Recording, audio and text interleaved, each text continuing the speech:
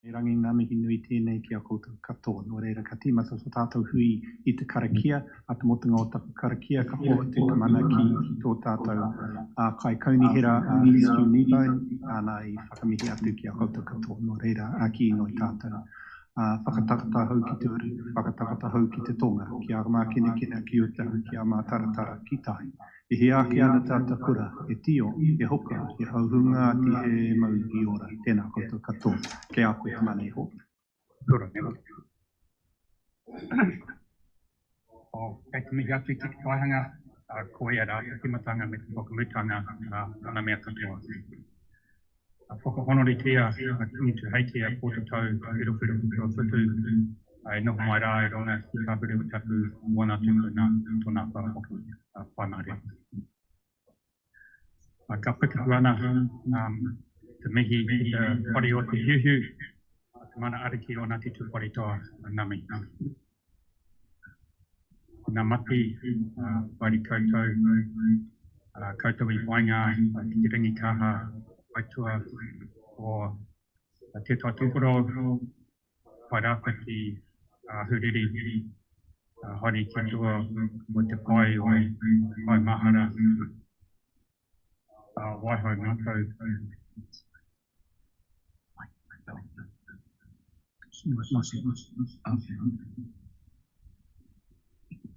Araha mai.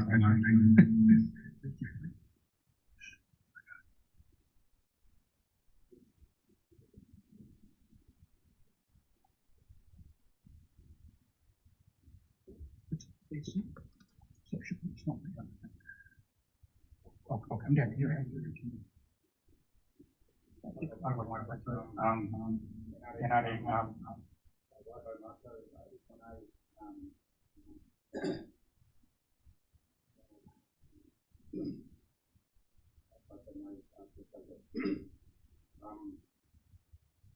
Ina poimanga, ina wai, ina awa, ina wai tai o te robi, tēnā koutou.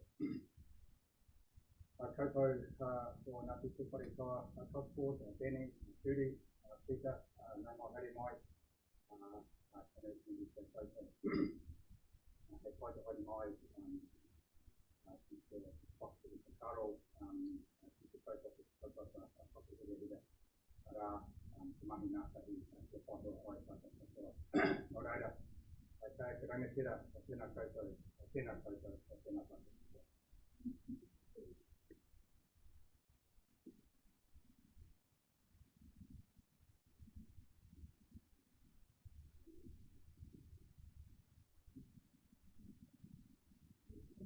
Yeah. Yes. Good. What is everybody? Atamari, still learning the technology here. Kodemi Lachlan Takunga, as Stu pointed out, from the Tūwharetoa Māori Trust Board, and I have Judy Harris also from our board. Kia ora koutou. And we have Peter Shepherd from our team.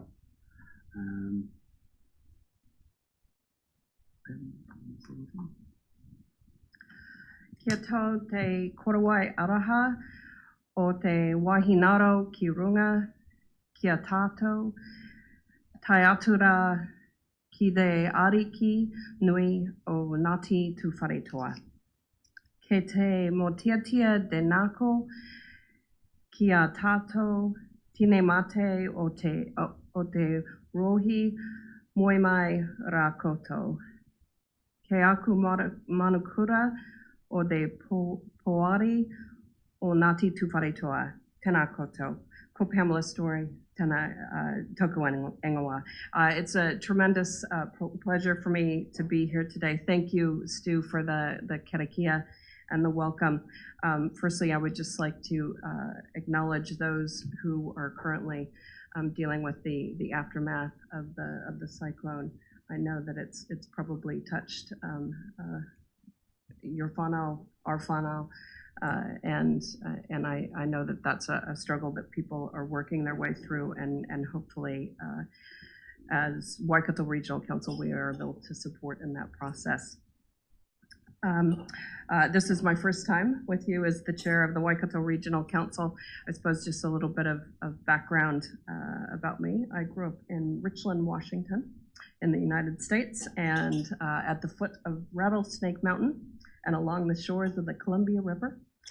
And then I married a Kiwi dairy farmer and settled in the North Waikato 27 years ago. So certainly Aotearoa is my what I consider my home now.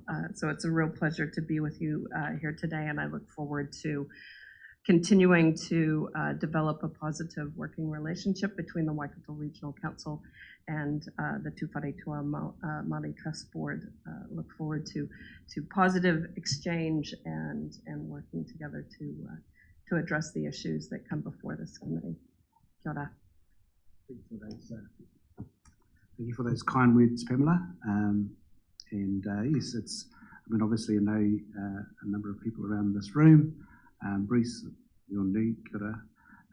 But yes, looking forward to reconnecting. As you're aware, I went to the old office, and that's kind of how long it's been since we've had a face-to-face meeting here in Hamilton. Yes, good to be kanohi ki te kanohi, as they say. So my day job is Ngāti Tūwharetoa Fisheries. Been on the trustee for Tūwharetoa Māori Trust Board for 16 odd years, and just recently became a councillor on Taupo District Council.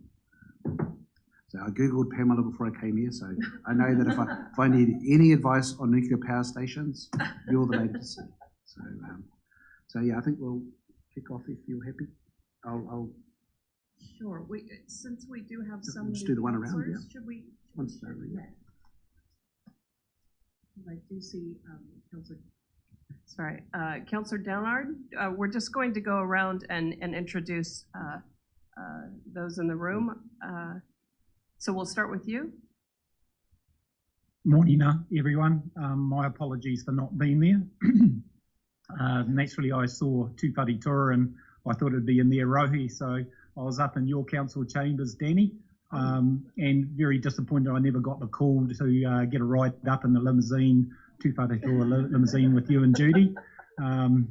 As you well know, Maori isn't my language, but it's in my heart. You know, that's what happens when you start stealing too many lunches. That's Taipi College, and you got kicked out when you were 15. So, you know, I didn't learn the language or English that well. So, apologies for not talking to you in our language. So, there in my heart, but yeah, apologies for not being there.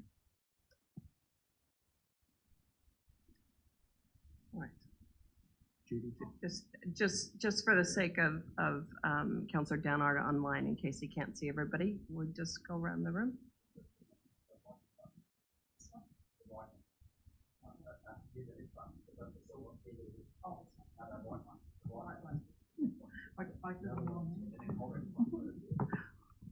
Hello? Oh, yes.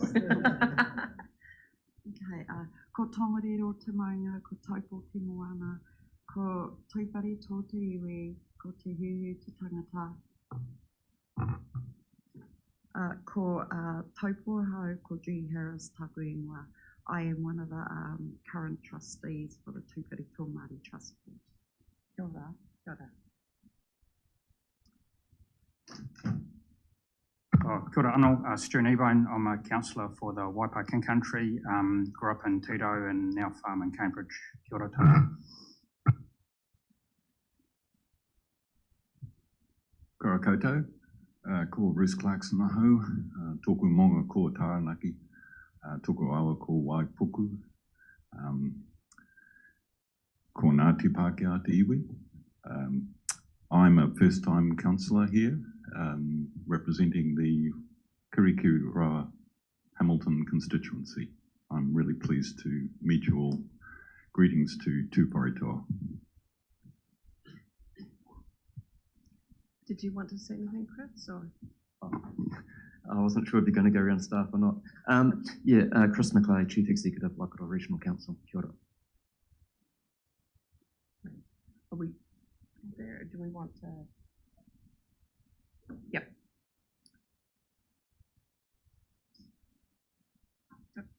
Molly.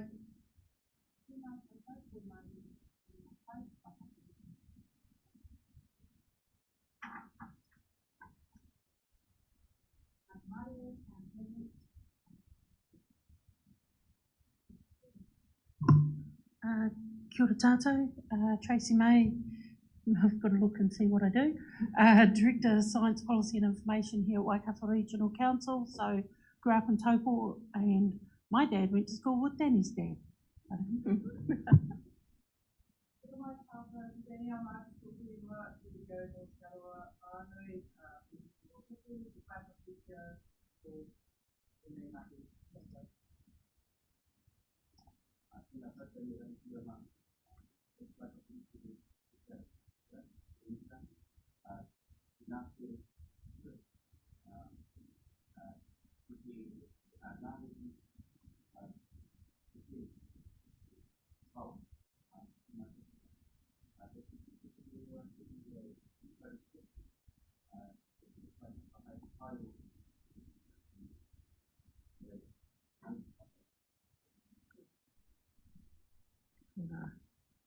All right.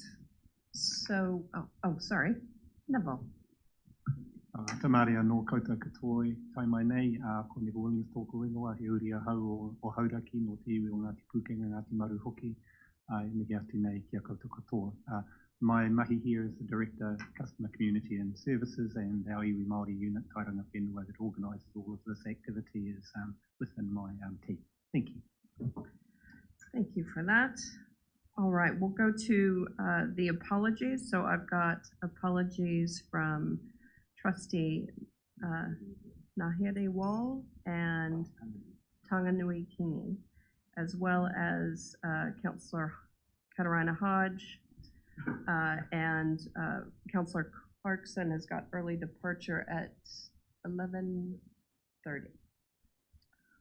All right, so do I have a Chair, I'll move. moved by Judy, seconded by Councillor Kneebone. All those in favor? Aye. Opposed? Carried. All right. So the next item is confirmation of agenda, which you have in front of you in the pack. I'm assuming there's going to be no changes. So I'm just going to call for a mover for the agenda. Stu Kneebone, seconded. Aye. Judy Harris. Kapai. All those in favour say aye. Against, carried. Kapai. All right, next is disclosures of interest. Are there any disclosures of interest with regard to items on the agenda or additional interests that have not already been disclosed in the register? Nope. All right, we move on. Okay, so the next item is confirmation of the previous minutes. I'm happy to move those as an attendee. I'll just ask for a seconder, ideally someone who is present. Stu, you would have been there? You were there. Ooh. It doesn't have to be. I was there. Kapai, So Judy. Thank you. All those in favour say aye. Aye. Against, carried. Kapai. All right, so we go to, this is item 7 on our agenda. This is page 12. JMA obligations and review update. And we have Mali Ahipeni from WRC to take us through this item. Thank you, Madam Co-Chair. E aku rangatira tēnā koutou. Thank you for putting up the PowerPoint presentation, James. So the purpose of this item is just to give you an update on the review of the Joint Management Agreement. The JMA contains provisions that require one, an initial review and then a periodic review, which is ongoing periodic review. And that review is now due. You may recall, for those of you that are returning, so Trustee Lachlan and Harris, who have been with us for some time, that back in October 2021, so quite some time ago now, the co-governance committee at that time approved the scope for our review. Essentially, the review is focused on performance via a quantitative review against two things. One, our JMA obligations report, and also the provisions in the National Policy Statement for Freshwater Management. Next slide, please, James.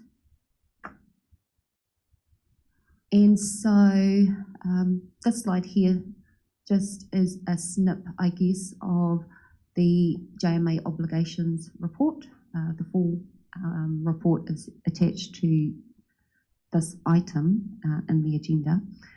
Essentially, it provides high-level reporting to track how we're progressing against the obligations within the JMA.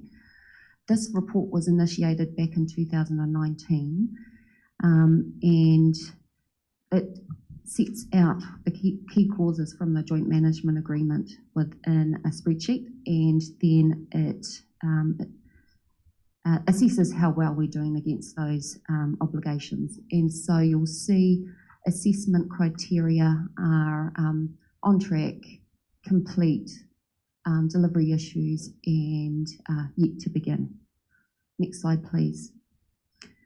With regard to the assessment against the NPSFM, National Policy Statement for Freshwater Management, the key clauses in the context of partnership with river iwi were identified and listed in a spreadsheet form. Again, the spreadsheet is attached to the item in your agenda, and on the slide is just a snip as an example of what that looks like. The analysis is colour-coded, using the traffic light colours to signal how effective the JMA is against the NPSFM. So green indicates that the JMA is completely aligned with a particular obligation. Orange indicates partial or potential alignment, and red indicates that the JMA doesn't address the NPSFM obligation at all. Next slide, please, James. So the approach.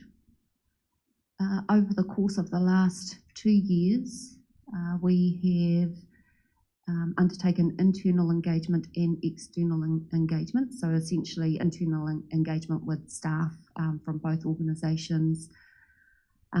We've had some discussions with other river iwi because joint management agreements, all 5, are due for review. So we're having similar discussions with other iwi. We've come to the co-governance committee a couple of times now, 1 to initiate the process and 2 to provide an update. We've completed the assessment and the analysis against the 2 things, JMA obligations report and the NPSFM. And so the purpose of this item is to give you an overview of the analysis and identify next steps from here. Next slide, please, James.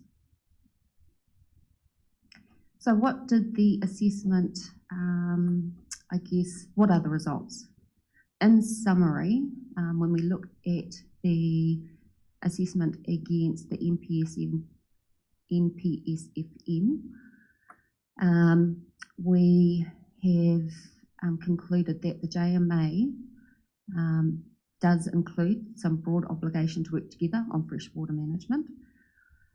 In fact, it provides a solid basis for the work between Council and Tūwharetoa Māori Trust Board to manage freshwater.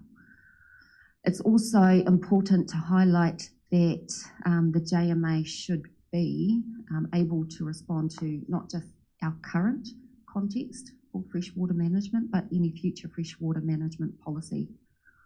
And so it would be short-sighted for Council and the Trust Board to want to align our JMA specifically with the NPSFM. It also highlighted that there is an opportunity for both parties to consider whether some of the provisions that are currently within the JMA might be extended to include other freshwater bodies within Ngāti Tūwharetoa area of interest. However, we would need to carefully consider how that may, the implications that of other iwi with interest within the rohe and other iwi authorities as well. And so the next step, I guess, will need to think that through very carefully before any change comes about in that respect. Moving on to the next slide, thanks, James. Looking at the assessment against the current JMA provisions, you'll see in the dashboard that there are 16 clauses in total that aren't being met and are assessed as either having delivery issues or yet to start. And so these are the issues that we looked at in greater detail to ascertain what the issue is or the barriers to delivery. With regard to, and so I'll just take you through a few key points in relation to the assessment against the current JMA provisions. Although the requirement to undertake joint decision making in relation to notified resource consent applications has not been triggered, one issue that we've discovered is that that particular provision is potentially an issue as it relates to a new obligation on the Regional Council as a result of the more recent Ngāti Tūwharetoa Settlement Act that was settled back in 2018. So this act clearly came about after the joint management agreement was established between the two parties. And so this review does present an opportunity for us to look closely at that provision and just make sure that it isn't going to cause us any issue should this obligation be triggered at some point in the future. With regard to review timeframe, it's currently, as mentioned earlier on, we must undertake a review every 2 years. From our experience, 2 years is probably too short a time frame because essentially you finish a review and you're needing to start the next review pretty quickly thereafter. Also, at least one of our other JMA include a review clause or time period of 5 years, and so what we would like to see is consistency between joint management agreements where it is appropriate. And so this certainly is the opportunity to revise that time frame.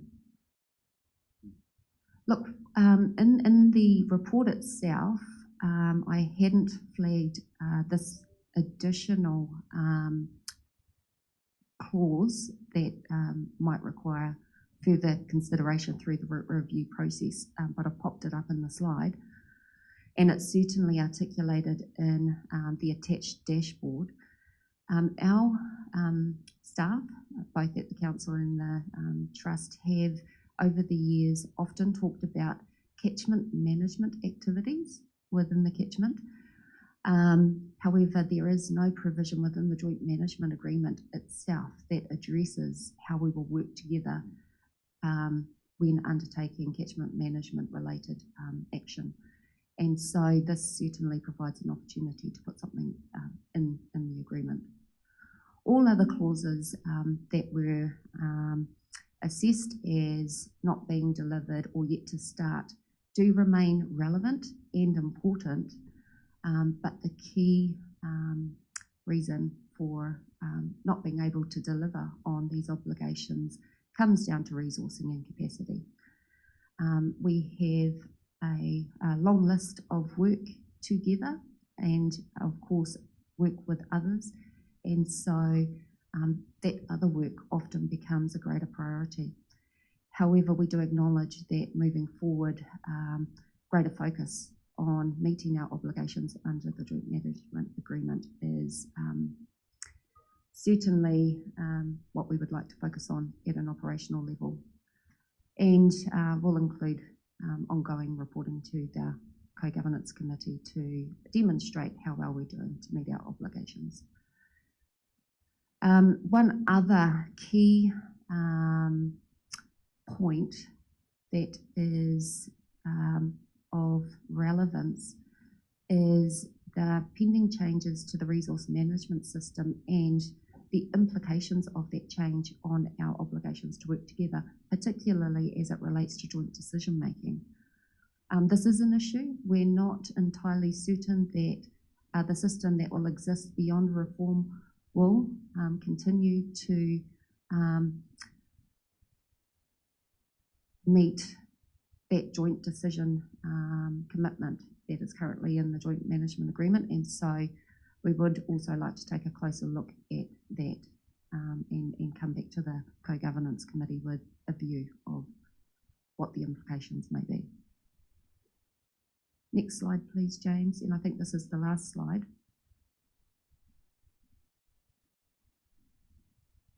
Yes, next steps. And so just in wrapping this up, the next step from here will be to, I guess, engage some legal expertise to look at drafting of some potential changes and improvements to the joint management agreement, taking a look at the RMA reform to determine the implications on our obligations, and also consider the wider context of joint management agreement reviews with other river iwi to ensure consistency where it is appropriate to do so. And so that's it in a nutshell. I'll leave it there and invite any questions. Committee members, are there any questions?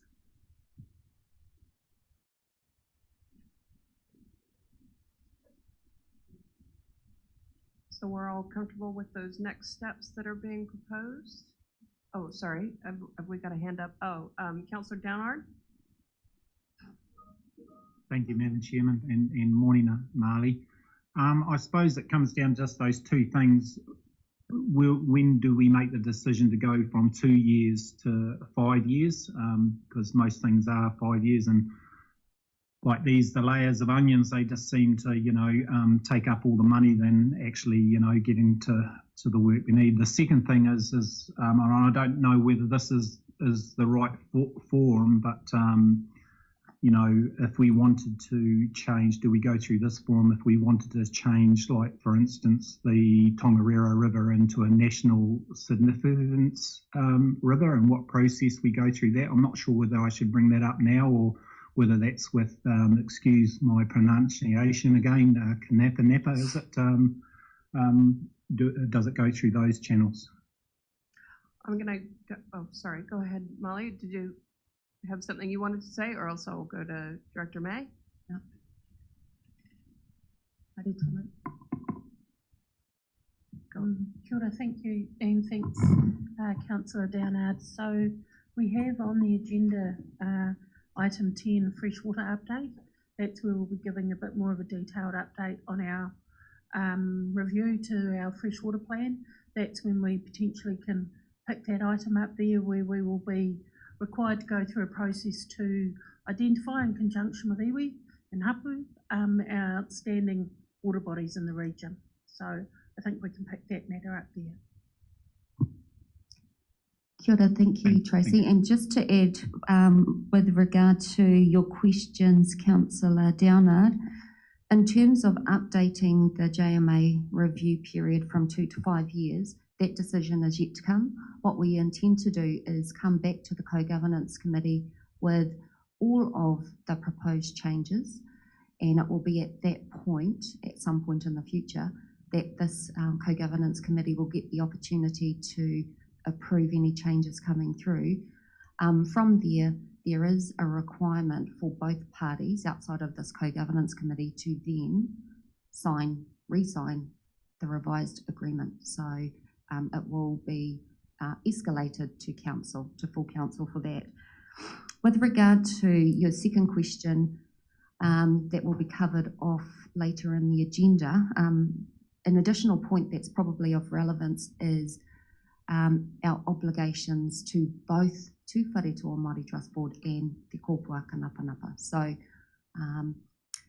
those sorts of decisions do require us to engage with both. Hopefully that was helpful. Thank you. All right, if there's no other questions from the committee, then we can go. Did you have a? Oh, just a comment. Yes, just want to thank your team for the good work. Tautoko Stuart's comments around a good, robust process in terms of achieving its purpose.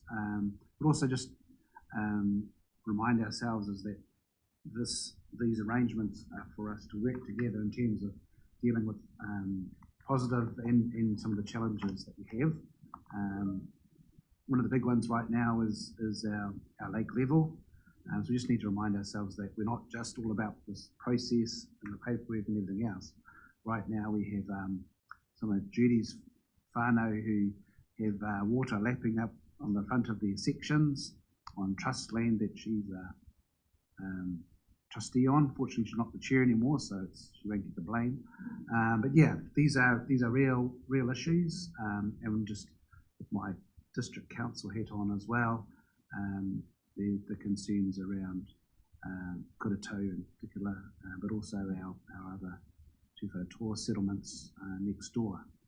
These are, all these things with Mercury and yourselves in terms of managing damage further down the river. So the Karapiro and bits and pieces, those are all the on the ground things. So it's just a reminder for ourselves that yes, we need to get these things right to help us engage with each other, but also need to remind ourselves while we're doing these things. That was my comment. Great. All right. Well, we've got a recommendation, which is receiving the report. So we'll, James, can you just put that? Oh, look at you. You're already ahead of me. So we've got a motion that the report update on the review of the joint management agreement 20 February 2023 be received. Do I have a mover in that? Councillor Kneebone, and a second. Councillor Clarkson. All those in favor? Opposed? Carried. All right. Kia ora. So the next item is assessment of the Section 33 transfer of functions, and that's on page 51 of your packs. And again, Marley, we'll let you lead that paper. Kia ora. Kia ora, Co-Chair Lachlan. Before starting this next item, thanks James for putting up the presentation, can I just acknowledge also Pete Shepherd and his team for the work that we do together under the joint management agreement, always willing to respond to our requests for involvement in our mahi. Thank you. So just very quickly, a bit of a reminder about where we're at and how this all came about, Section 33 transfer of functions. Certainly a piece of mahi worth celebrating.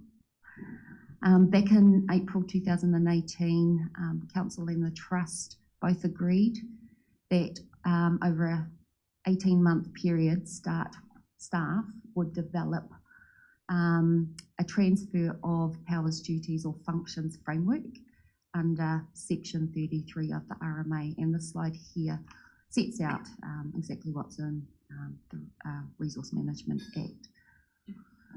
The commitment for us to come together and focus on this mahi was independent of the joint management agreement, which was being negotiated at that time. Next slide, please, James.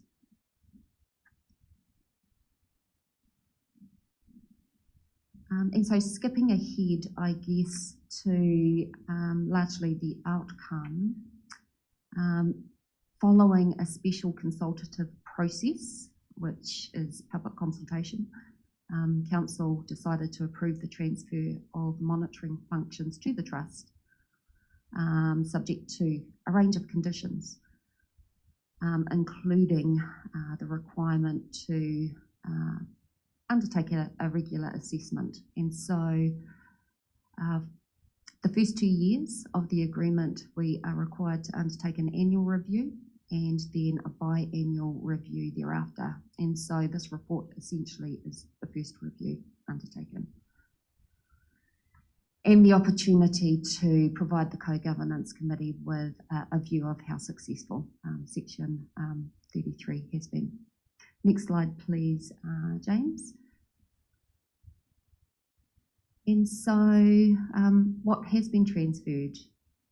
So to begin with, Council staff and Trust staff identified that state of the environment water quality monitoring functions strongly aligned with the Trust's aspirations. And so the first, activities on the table. These particular functions build on a program that was in place at the time when we were going through the process. We had an informal summer beach bathing monitoring program in place between the two parties, which demonstrated that this sort of work could be done by the Trust. Next slide, please.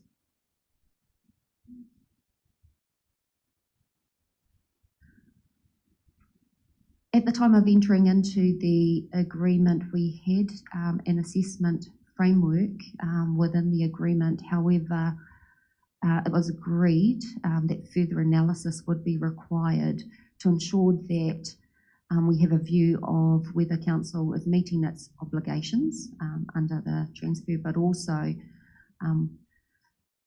give us a view of whether the transfer is delivering on expediencies, efficiencies and benefits that were originally anticipated when the transfer was agreed to. And so there are 3 critical success factors that formed the assessment. They are capacity and knowledge, relationship, and also efficiencies.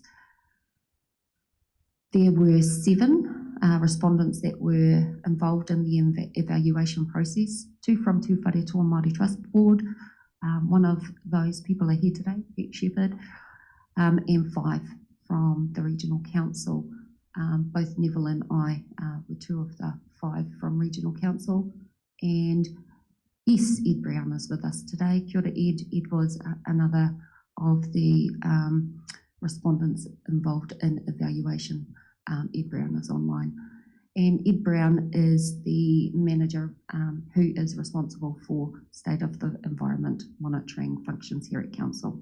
So good to have you tuned in. Thanks, Ed. And if there's any tricky questions, they might belong to you. Just moving on to the last slide really quickly then.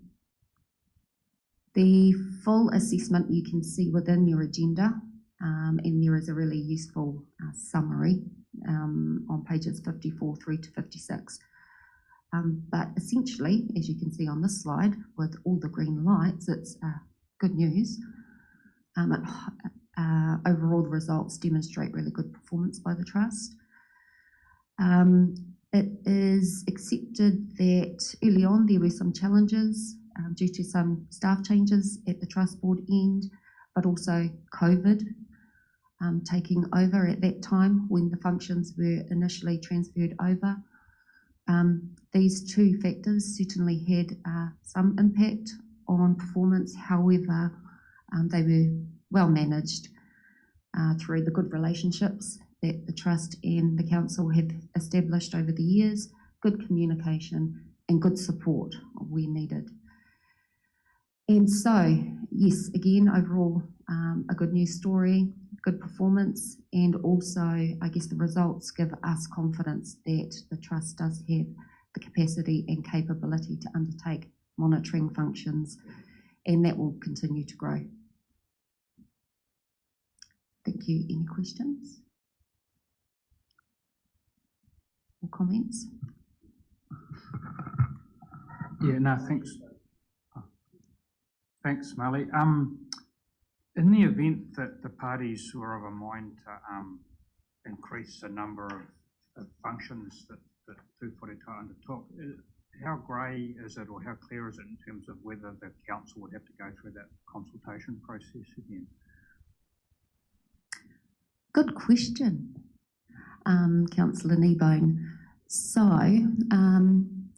given that what we consulted upon was specifically the monitoring functions that were transferred, any addition to functions transferred would need to undergo another special consultative process.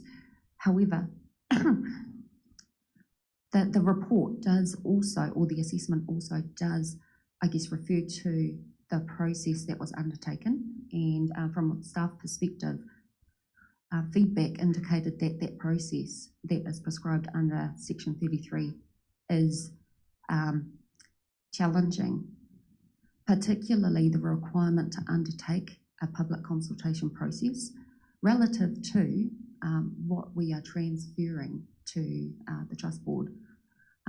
We could have avoided such a process if we decided to enter into a contract, for example, which might be more simple in terms of process. However, we do acknowledge that the commitment to come together and undertake such a challenging process and be the first in the country to successfully do so was certainly a driver and a good reason to undertake the process, to demonstrate it can be done.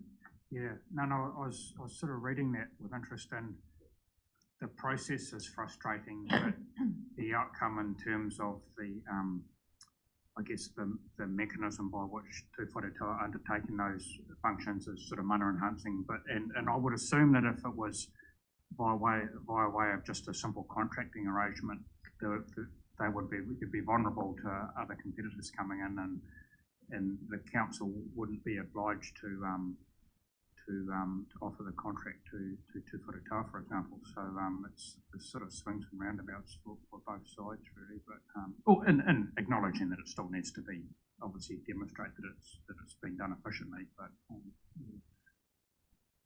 yeah, there are other challenges that come with contract and procurement, contracting and procurement.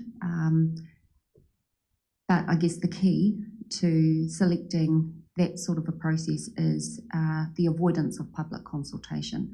Public consultation certainly opened the door to some negativity that was potentially created as a result of misinformation, disinformation.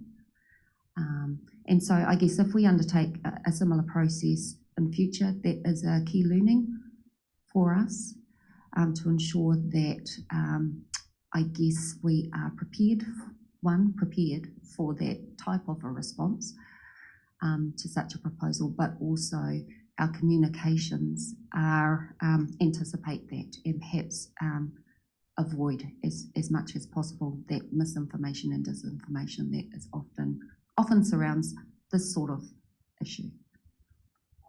Well, I'm assuming we could, if there was if this mechanism appeals to either iwi or Tūwharetoa, or the parties would like to increase the range of functions, we could probably be a bit more generous in our consultation process, but not necessarily take all of the options up, could we? If that makes sense. I mean, we could consult on the basis of a wider range of functions and what we're actually intending to transfer at that point of time, which would potentially enable us to increase the range of functions at some point in the future if the parties were of the view, but wouldn't hold either party to it. Yeah, I guess that comes down to what you put in your proposal and making it broad enough and give it enough scope so that over time those functions might increase. Is that what you're suggesting? Yeah. No, not suggesting we should milk the system, but just from a practicality perspective, from the costs of the consultation frustrations. Yeah. Good point. Is there any other questions or comments anybody had? I mean, obviously, from a Tūwharetoa perspective, it was utilising a section of the RMA that was there to improve for want of a better word, the relationship or deepen the relationship with ourselves and Regional Council. And certainly I think it's achieved that. I think we use the word mana enhancing. We're not doing this to enhance our mana, but certainly for not only the Trust Board, but also for Regional Council. I think it was a unique. I don't think anybody else is going to be in a hurry to do something similar, just because there's so much uncertainty with RMA reform and everything else. And like you say, a more traditional contracting arrangement is certainly a lot easier, for want of a better word, in terms of the political side of things. But nonetheless, and it is that monitoring, it is about water quality, and those things are uppermost, again, in the minds of not only Tūwharetoa, but all the citizens of the Taupo district. And as you're aware, from time to time there has been the odd interesting issues with algal blooms and matting and everything else, which even resulted one year in closing the swim leg for the Ironman. So these things, they're interesting and challenging. I think it's appropriate for an iwi to be doing monitoring on their own lake, and it's worked out well, I think, for council in terms of not only having to drive all the way down and more carbon being sort of produced by exhausts in terms of their vehicles and everything else. So yes, my understanding from Peter is he's not in a hurry to be taking on too many more monitoring functions right now as he builds his team. But yes, we're very pleased to get a pass mark in terms of, like I said, through very challenging times, and hopefully we'll go from good to very good in terms of future reports. So I'm just going to call for a mover and a seconder in terms of the resolution that's on the board there. Pamela moved, co-chair Pamela, and do I have a seconder? Stu. All those in favour say aye. Against? Carried. All right, before we move on with the agenda, I'm going to turn over briefly to our Chief Executive, Chris McClay. Kia ora toto. Just in respect to the previous item, through you, co-chairs and co-chair Danny, there has been interest actually elsewhere in the country in the transfer, and I wouldn't be surprised if other iwi elsewhere with their regional councils did look for investigate a similar opportunity. But the reason I really wanted to just make a little presentation is you may recall nearly a couple of years ago that we went to the Tautuara Awards, and we won the Bicultural Leadership Award for this very matter in the Section 33 transfer. And it was acknowledged that as in partnership we'd achieved a first for New Zealand, and it was a great accolade to receive it. And one of our previous chairs, Russ Remington, did raise at one of these hui that he'd like to get another copy of the trophy, if you like, so that you could have it as a tonga for yourselves as well. And we've done that, and I just want to be able to present that to you today, because it truly is a magnificent achievement, and we really appreciate the partnership.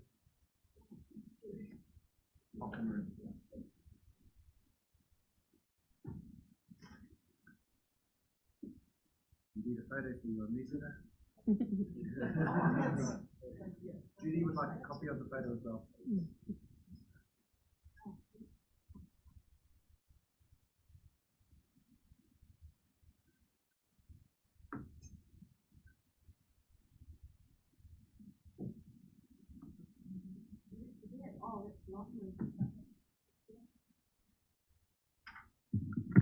And so inscribed on it is the category winner, Waikato Regional Council and Tūwharetoa Māori Trust Board for the transfer of functions.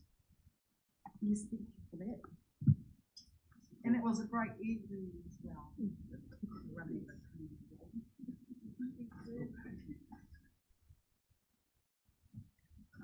Good, thank you for that. We have our Tūwharetoa Māori Trust Board meeting on Friday, so I'm sure Judy will be happy to hand that over to our chair and our team then. Kia ora. I'll carry on with the next item, which is item number 9. This is page 73, the Waikato Regional Council Draft Strategic Direction. And we've got Karen Bennett to present this item. Over to you, Karen. Thank you. E nā rangatira o Ngāti Tūwharetoa, tēnā koutou.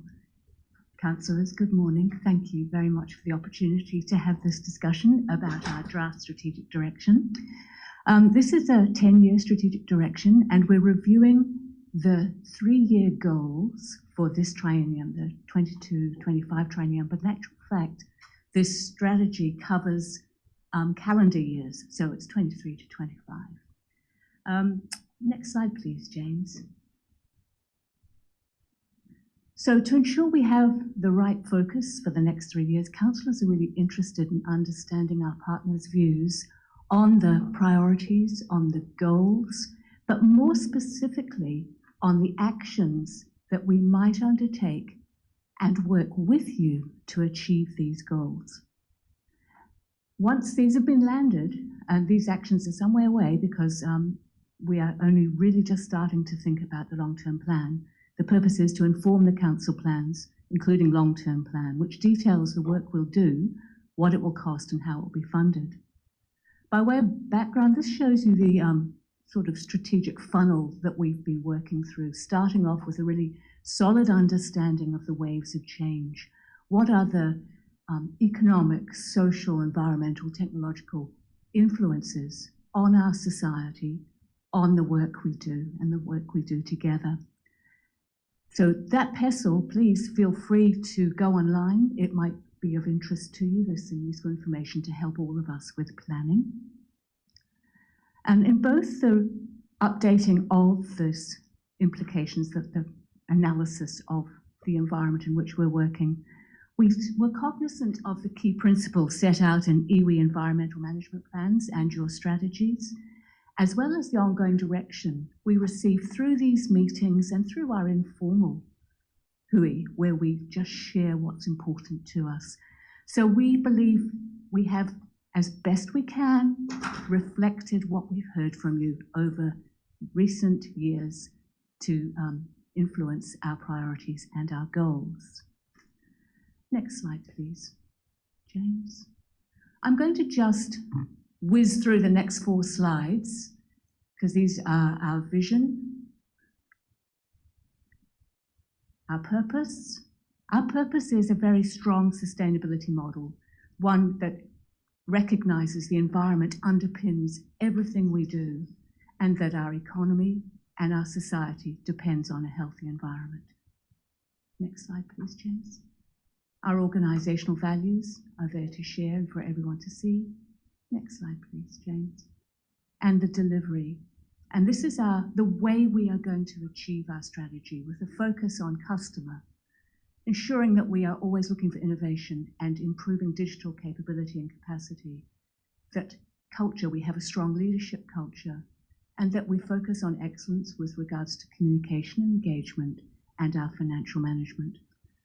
Significantly, through everything we do, Te Ao Māori influences our thinking, and we are focusing on supporting our staff to upskill and be confident in Te Ao Māori. Well-being and climate change response cuts through everything we do. So on a page, here is the summary of Waikato Regional Council's 2022-25 priorities. Water, biodiversity and biosecurity, the transition to a low emissions economy, coastal and marine, sustainable development and infrastructure, and community connections.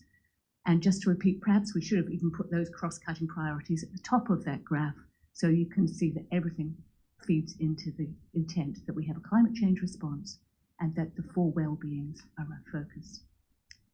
Again, as I said, in terms of our excellence goal, research, data, digital capability, communications, and cost effectiveness. Thank you, James.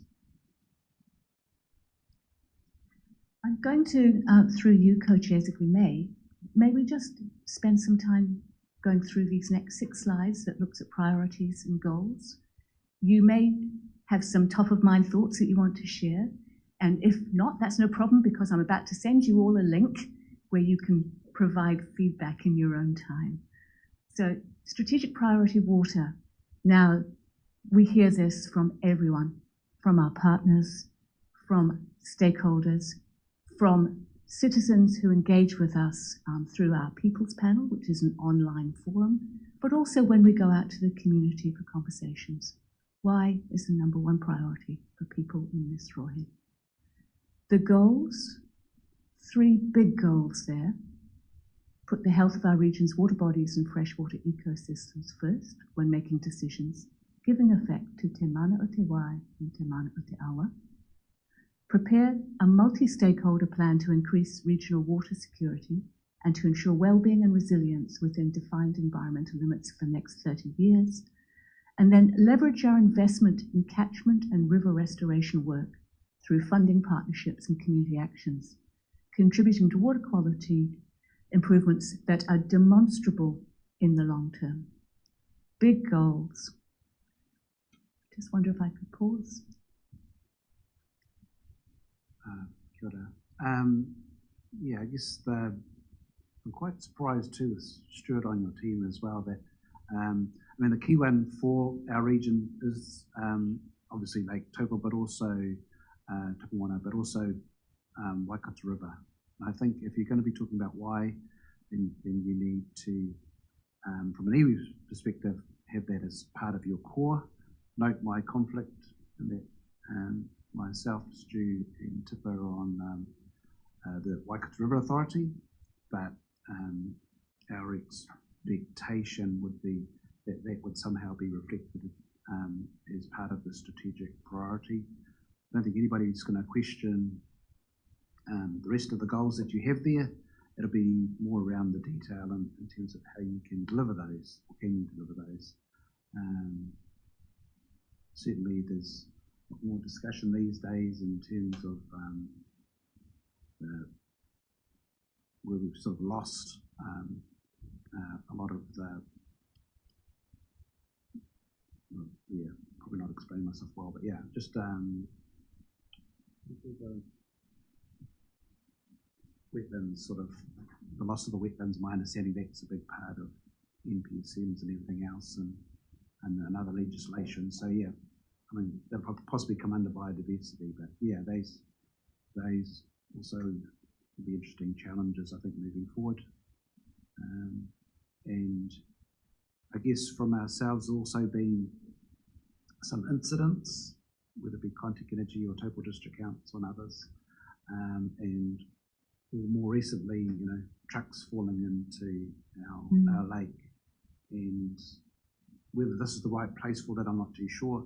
But nonetheless, those are on the ground level, these are things that people have it, you know, see as quite concerning. So just, I think it's important to somehow reflect those things as well. Certainly, even discussions with Russ in terms of making sure that all our users of water and everything else are doing that appropriately. So yeah, we look to yourselves in terms of the police type function, in terms of making sure these things are done properly. There would be off the cuff feedback. I'm sure Peter will come up with something much more interesting and email you later. But those are there, and I'm sure our Waikato Tainui people would reasonably expect the vision and strategy would be there, if not uppermost, in terms of informing the wider audit around water. So if I may just offer some reassurance that in the explanation of why this matters, we do indeed reference vision and strategy. I'd probably say would need to be, my expectation would be that it would probably be a goal rather than, and if anything, these things flow out of that goal. in terms of Te Mana Te Wai, etc. Yeah. Very good, thank you for that feedback. Yeah. Anyway, that's my I feedback. appreciate it, thank you. Through you, Co-Chair. In fact, I was just going to ask you, is that what you're requesting, explicit referral to Te Whamana o Te Awa in the goal? As I said, noting my many hats, including Waikato River Authority, but I would expect all of our river iwi would expect that to be there. And actually those goals flow from that. So just putting it out there is my expectations is that more regional council and its roles, responsibilities, relationships, everything else, that would be. No, we hear that. Thank you very much. Okay. And I think some of the other matters you referred to, which are probably actions that sit underneath this, that will help set the priority for this council going forward. We'll take note. Thanks. Useful, thank you. All right. Thank you. And this next one, moving on to biodiversity and biosecurity, with what we want to achieve, people working together to protect and restore our unique local native plants and animals and the indigenous ecosystems they live in.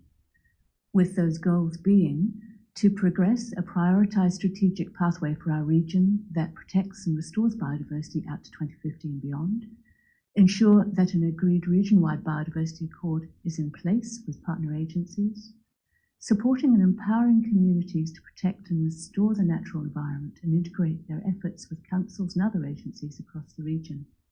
And finally, to work with others to protect ecosystems, human health and economic activities through effective pest management. Again, if I just pause. Anybody have any questions or comments on the biodiversity goal? Okay.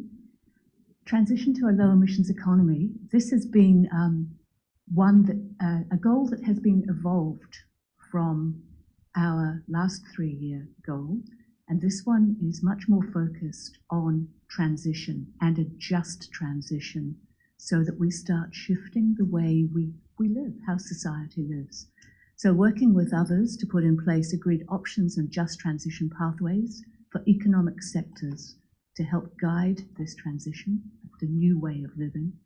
Enable Waikato farmers to be national leaders in the adoption of climate-smart practices and technologies by aligning with other agencies, and help facilitate or increase the use of renewable energy resources, advocate for investment decisions that support greater climate resilience and a rapid transition to a low-carbon freight and distribution network through the Upper North Island.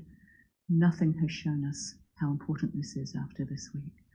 And then achieve year-on-year progress. This is our own work to keep reducing our own organisations' corporate emissions.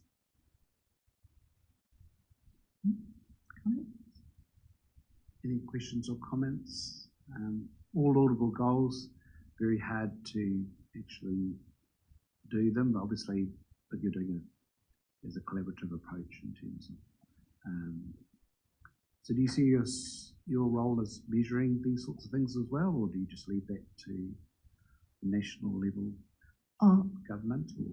We will have a role because we conduct a regional inventory, so we can monitor and measure progress over time, and also identify where we can actually achieve greatest outcomes by working together.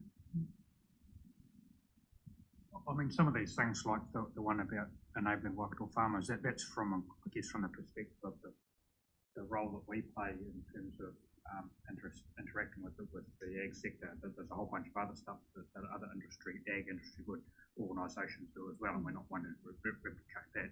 Just wanting to make sure that we're sort of supporting that. Yeah, the Climate Change Commissioner said one of the most important and perhaps if the only thing that this council does is support farmers through the water policy. Would be really helpful. Thank you, James. Coastal and marine, healthy marine ecosystems that provide us with many benefits like recreation, food, improved water quality, increased resilience to climate change, and sustainable economic opportunities. So the goals adopt a Kyoto ki tai, mountains to sea approach to consider coastal ecosystems as sensitive receiving environments. Very much talking about the wetlands, for example, that you were referring to earlier, Co-Chair Lachlan. Work with communities, iwi and hapu, stakeholders and partners to carry out integrated coastal and catchment planning and restoration activities to protect and enhance coastal marine ecosystems. Encourage and empower communities and businesses to reduce harmful impacts, carry out and facilitate environmental restoration activities, and partner with communities to deliver a future-focused coastal plan. All very much, again, about partnering and working and empowering our communities. Pause. Should I keep going? Next, please, James. Another goal, another priority area here that has been thrown into stark relief following Cyclone Gabrielle, and this is the need for our planning, sustainable development, and also the resilience of our infrastructure. The goals: ensure infrastructure in the region is planned and provided for, and that it is economic, sustainable, and climate resilient out to 2050 and beyond. Help communities understand their risks and support them to develop long-term management strategies that are holistic, sustainable, and adaptive. And actively engage communities in the development of a sustainable flood management and land drainage infrastructure strategy that considers land uses, funding, and recommendations for future regional spatial plans. It's a big area. Yeah, it's a very big area, and as you said, are you comfortable, given what we've been through the last week or so, in terms of whether that's still enough or big enough in terms of goals, or is that more of a discussion later in terms of how much resource council can do in their long-term plan in terms of putting it towards this goal? I think these are meaningful, important, relevant goals. I think there is a lot more discussion to come with people like yourselves and around the council table to develop this into concrete actions that can, in fact, deliver to those goals. I think that the recent events, that second bullet point of helping communities understand their risks and supporting them, I think that we're now painfully aware of how vulnerable some of our infrastructure is and how that impacts on communities. Inevitably, it's going to be a really challenging conversation because there's always that affordability piece as well, and how big and how high do we build our protection versus having those what inevitably will be challenging conversations around where we choose to live and develop. So, Councillor Downard, you got your hand up. Yeah, thank you, Co-Chair and Madam Chair. This is probably the biggest one for me. Even the point number 3 is obviously we've got a plug in our lake and only 300,000 litres can go out of it. But recently with the weather events, 1.2 million litres is coming into our lake, and also, as I mentioned before, the Tongariro River the flood management there. We've got Kuratau and then a lot of iwi land going under. And I know Mercury have kept within their limit, but, do we need to readdress those sorts of things on, with the extra weather events that are happening, that maybe that limit is too high? I don't know. We've had a couple of seasons where there's been droughts as well, and then, some boats are struggling to get into certain moorings and stuff like that. So, yeah, I get a little bit frustrated listening to, all these things, but it's really getting the money to do the mahi at grassroots that need doing, and unlaying the the layers of onion to know who to approach, who does it. And as Marley said earlier on, it's that miscommunication in the community of, whose job it is and stuff like that. So, it's just kind of like simplifying a lot of stuff so, people can see that things are getting done or know the right channels to go through. Thank you, Councillor Downett. Did you want to respond? Or, no? I've just taken on Just taken board that, notes. and when we come to the actions, we will be making very clear who does what, when, and how. I think there's, so my comment would be, I think there's an expectation from our communities in terms of, as you pointed out, sustainable development infrastructure, actually making sure we're doing the right thing and coming up with the right solutions and stuff that will be there for the long term. That doesn't always sound, or can be quite frustrating for the likes of Council Downett if you're, the front of your section's eroded away and you've got people complaining, why is Regional Council letting Mercury do all these terrible things? So it's very, very topical, it's quite sensitive, and it is very, very sort of complicated in terms of how they manage things. Also, Pamela has reminded me we should also acknowledge some of the dreadful things that have impacted on this community in terms of that same high water levels and everything else, including some of the Papua Niu's marae that have been impacted. So sometimes, we know that at our end, Judy's the expert on this. She was doing, our trust board was just doing a session on this the other day, but sometimes we have to take a hit to make sure that there's not an even greater impact further down this way. So there's going to be more and more pressure on Regional Council working with Mercury and others and ourselves, and to work out have we got that balance right.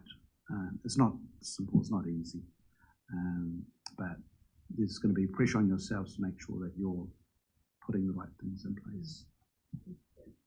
And good communications as well. That, as you say, Danny, it is a balance, and we can't all be protected from every event, so it's having other mechanisms in place to respond to those sort of events as well. Thank you, James.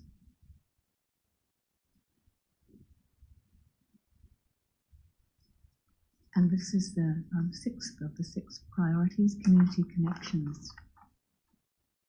This also was a shift. This was focused previously just on passenger transport, but councillors are very much aware of the need for leadership to bring communities together, to support social cohesion, and to ensure that misinformation can be corrected and adjusted, and that the correct information is getting out there in a timely fashion to people who need it.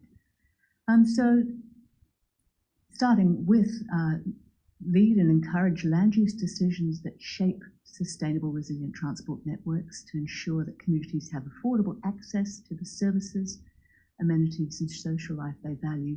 So it's using the systems and transport as a means of connection so that people do have access to services and perhaps don't need to rely on private motor vehicles or the kindness of strangers to get them from A to B.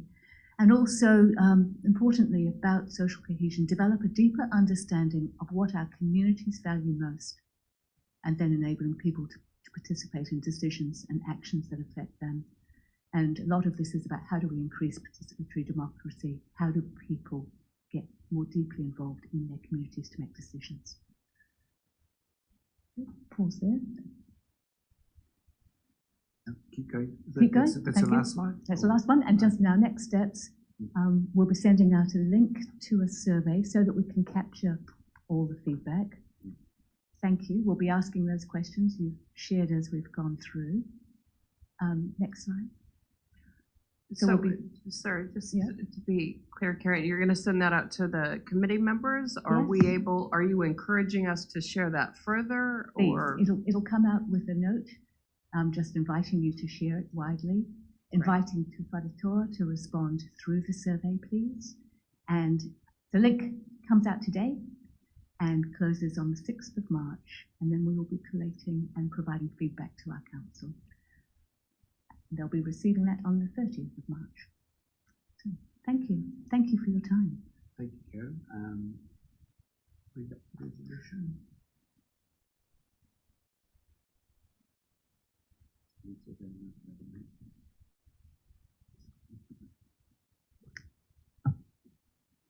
Councillor Downett, would you like to move the resolution that the report draft strategic direction to Tūwharetoa Trust Board and WRC Co-Governance Committee be received. With pleasure. And I'll second that. All those in favour say aye. It's carried. It's carried.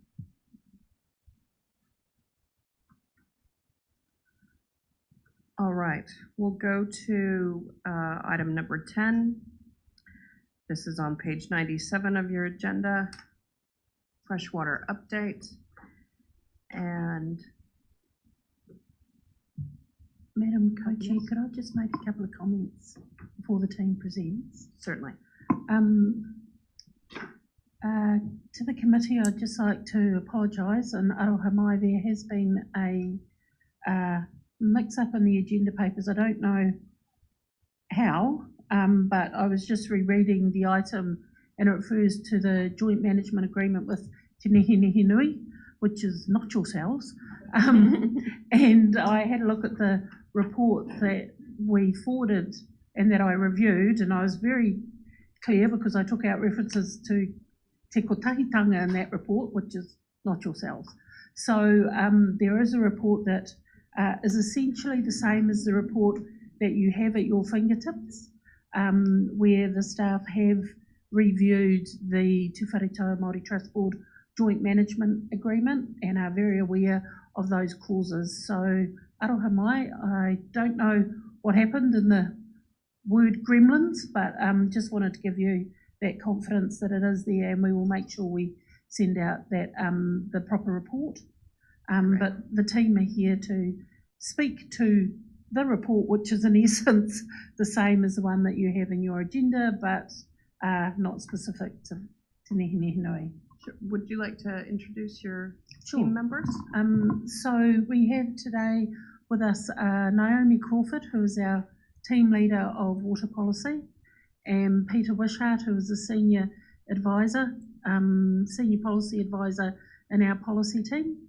They have been having hui around Aotearoa, talking to iwi, talking to staff. I'm sure they've had conversation with Peter and some of the staff, and I'll pass over to the team. Have also briefed the team on the question that was asked by Councillor Downard, so we'll be able to respond to that. Thank you, Madam Co-Chair. Just need you to turn your mic on there, Peter. Yes, I'm learning. Oh, there we go. Just as simple as that.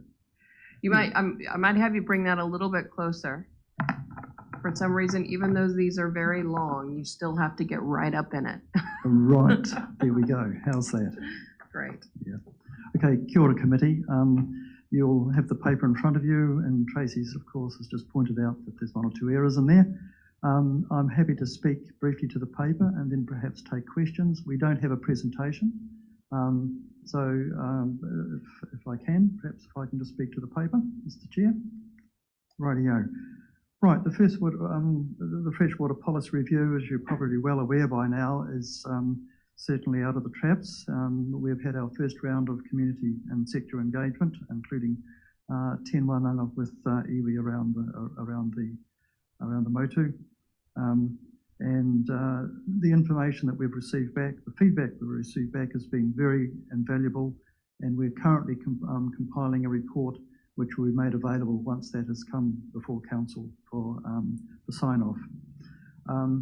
And of course, the other thing that has been looked at is in terms of how we move forward in terms of co-governance, in terms of decision-making, and incorporating review of policy as it's been developed jointly in terms of with our JMA partners and other folk as well, of course, because it extends the whole of the rohi of Waikato. So we're talking about Hauraki and the West Coast as well.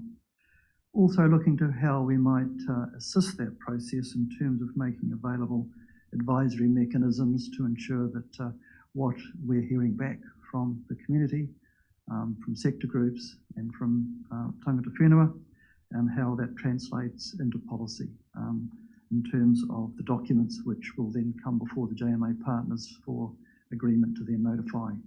And that date, of course, is looming upon us. It's December in next year, 2024. Currently, staff are developing supporting documentation around the issues and the options that flow out of those issues papers. and they're going to be used for the round 2 engagement in terms of the discussions and, as I say, starting to firm up on options and just how you might proceed with the development of policy, which will go into the regional policy statement and the Waikato Regional Plan. The report also makes reference to the Healthy Rivers Waiora Plan Change 1, which is currently sitting before the Environment Court, and mediations are occurring at the moment under court direction. That possibly might come to an end if there cannot be agreement in terms of signing off on consent orders. So it might possibly be going to hearings, but we wait to see, and we wait upon the pleasure of the court in terms of that aspect. It's just a quick overview, Mr. Chair. I'm happy to take any questions that you might have. Yes, sorry. Any questions from committee members? Any points of clarification? Any comments? Nope. All right, Madam Co-Chair, should we just address the question asked by Councillor Downard? Sure. I don't know if Councillor Downard wanted to ask it of staff so they get it first hand as opposed to second hand. Hi Tracy, thank you.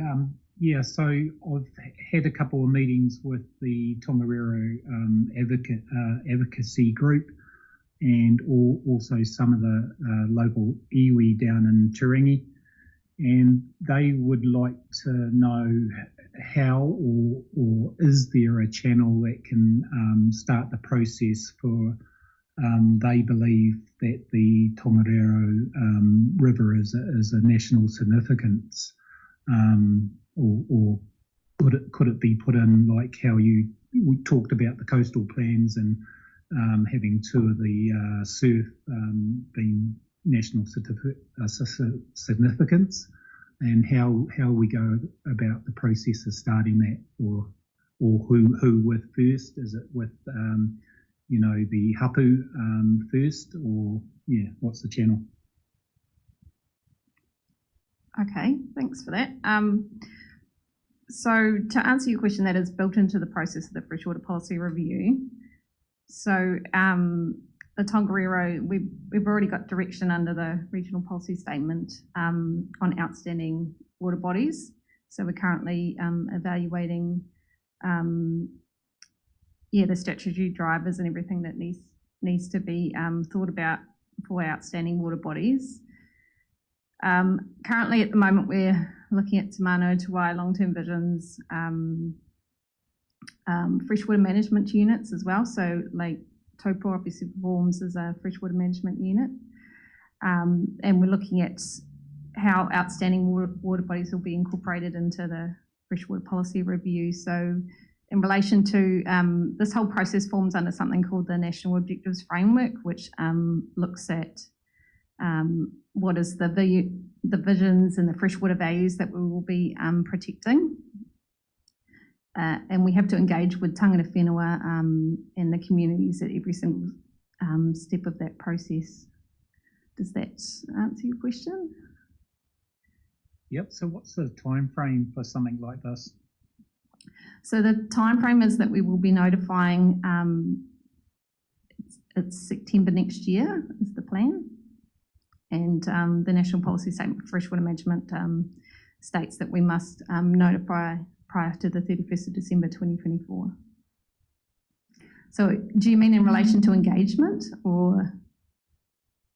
Yeah, engagement, as well as, the time frame for something like this, is a forever, 3-year time by the time it becomes reality, or depends on, again, the layers of onions, to get to the end process. Tracy, did you want to, I see you chomping at the bit over there. Did you want to speak now, or do you want Naomi to? No, let Naomi finish, Madam Chair.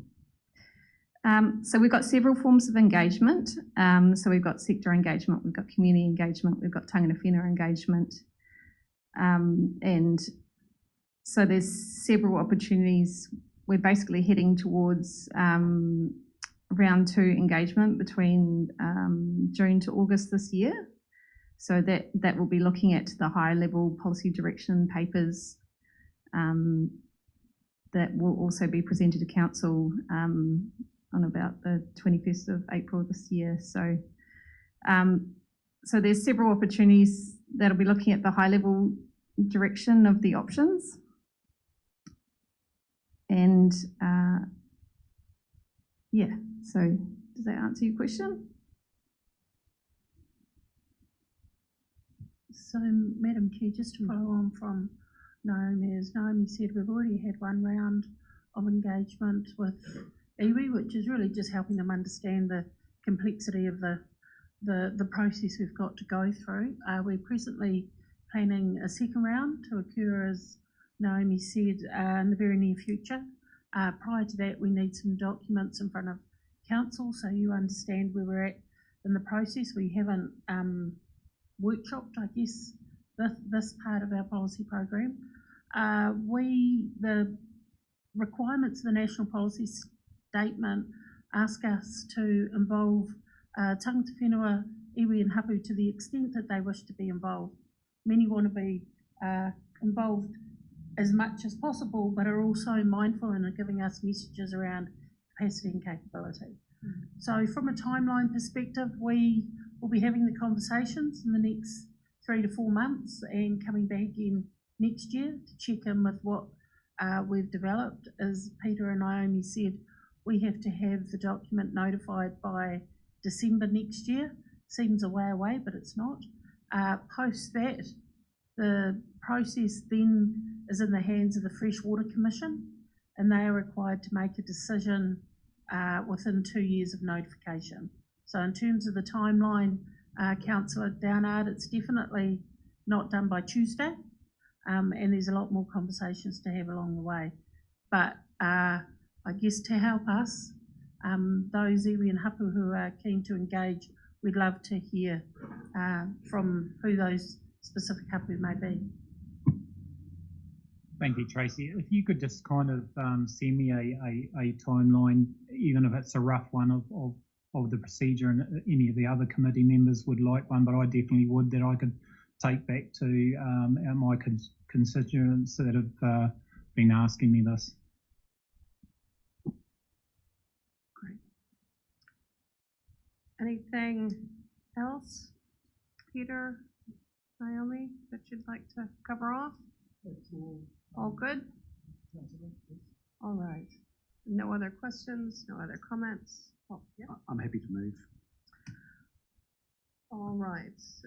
We've got a mover and Danny. Have we got a... I'll second. Councillor Downard.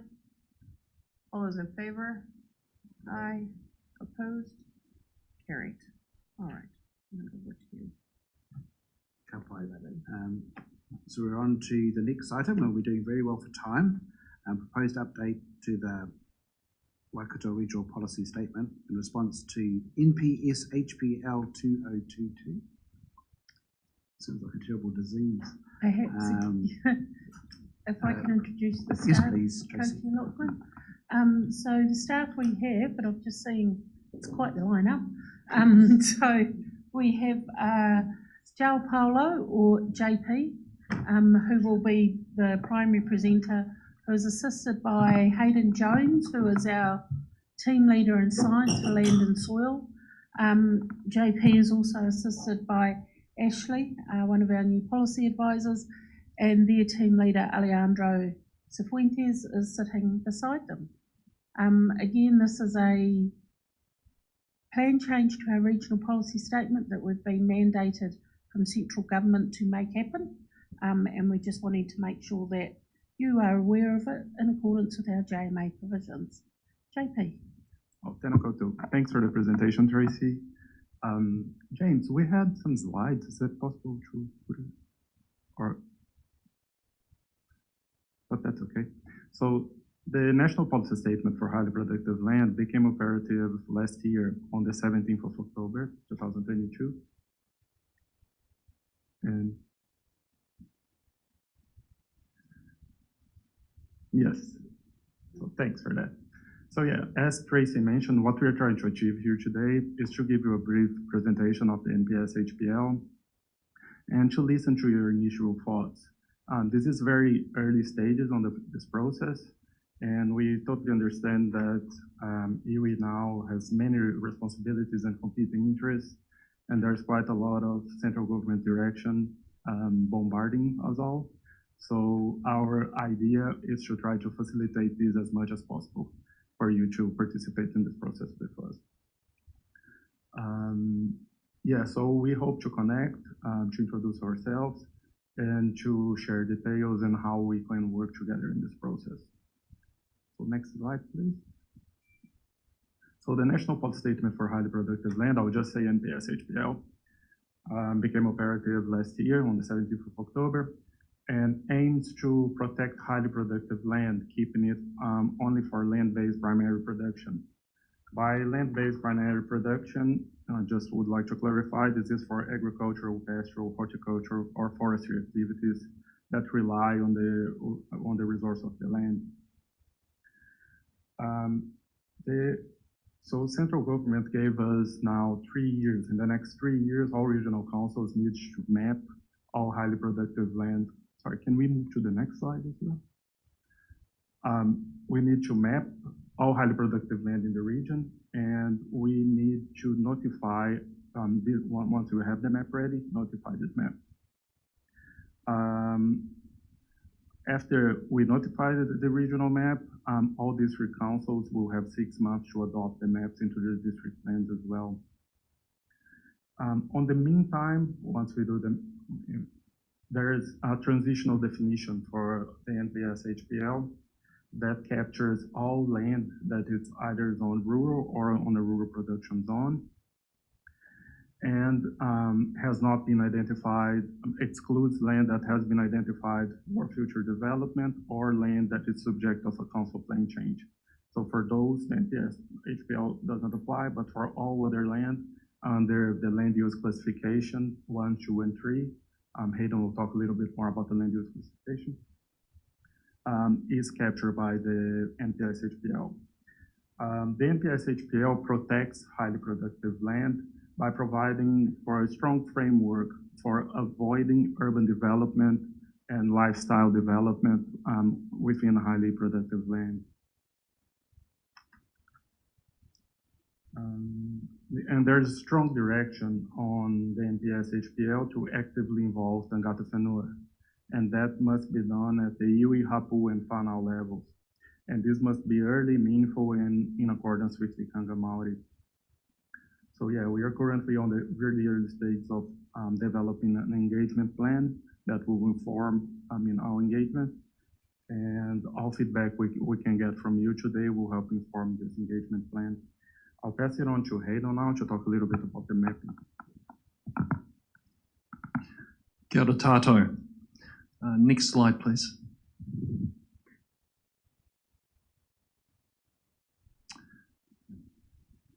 So, apologies, the previous slide.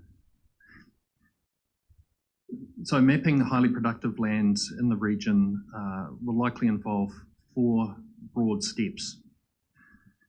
The first will involve identifying or taking the land that has been zoned as general, rural and rural production, and then looking to see where these areas coincide with land use capability classes 1, 2, or 3, and I'll talk a little bit more about the land use capability classification in the next slide. So that's the starting point. In the second step, that'll likely involve removing, will involve removing land identified for future urban development within the next 10 years, identified within strategic planning documents. In the third step, this would involve looking to see if there's any land that's not currently or hasn't already been mapped as land use capability 1 to 3, and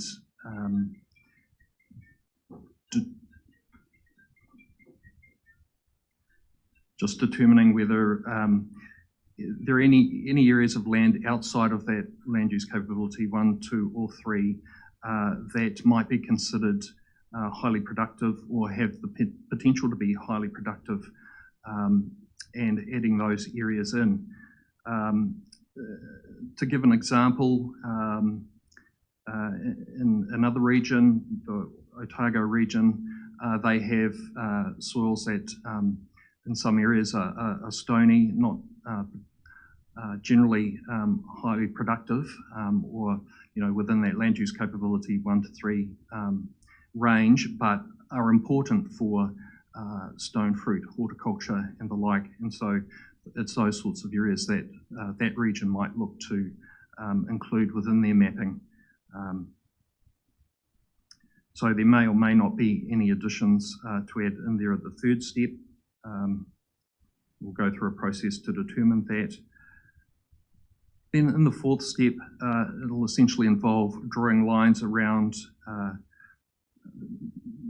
the areas of highly productive land that are sufficiently large and geographically cohesive and dominated by highly productive land. And so within those areas, it's possible there will be small pockets of non-LUC 1 to 3 land, and likewise outside of those areas there may be small pockets of LUC 1 to 3 land, but it's really around practically mapping highly productive land. On the right there is a table. This gives a brief description of each of the land use capability classes, 1 through to 8. Land use capability mapping was undertaken as part of the New Zealand Land Resource Inventory, and it essentially describes the capacity of the land to sustain productive land use into the long term. It also talks about versatility of the land. So in other words, what are the range of uses land might be suitable for. LUC Class 1 is the most versatile and productive.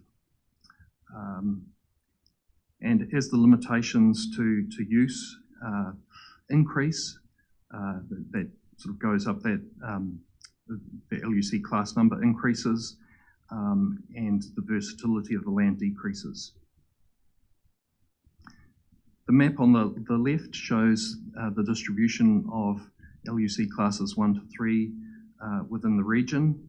You can see that there are some very large areas, particularly in the Waipa, Waikato, Matamata Piako, Hauraki districts, but also a reasonably substantial area of LUC 3 land in the upper Waikato area. Just while we're on the slide, is there any chance you could try and zoom in on around the Tūwharetoa district? James? We're just very curious. I mean, in terms of answering your question, does Tūwharetoa want to engage heavily in this process? I think it's, so this is your initial, this is basically off existing databases of land use change, land use capability. Yes, land use capability. As determined in that national process, right? Not through WRC. That's right, yeah, through the national mapping at regional scale. So there is a next stage where it's all fine-tuned. You're just curious from, I think in terms of answering your question, if we don't have a lot of LUC1 type land in our Aotearoa, whether we would need to engage too much, I'm not too sure. You're aware that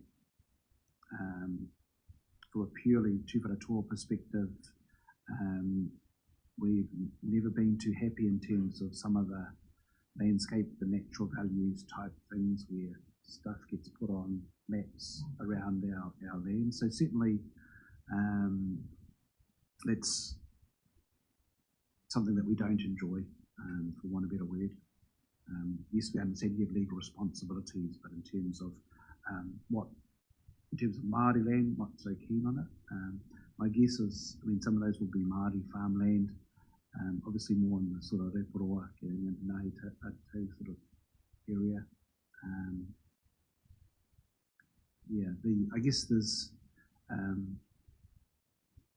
and with climate change and everything else, obviously there's issues around moving into more forestry in some cases. Yeah, I've just been having a giggle in terms of how much would be LUC1 type land in Aotearoa, given the amount of pumice, this, that, and everything else, and issues with our soils.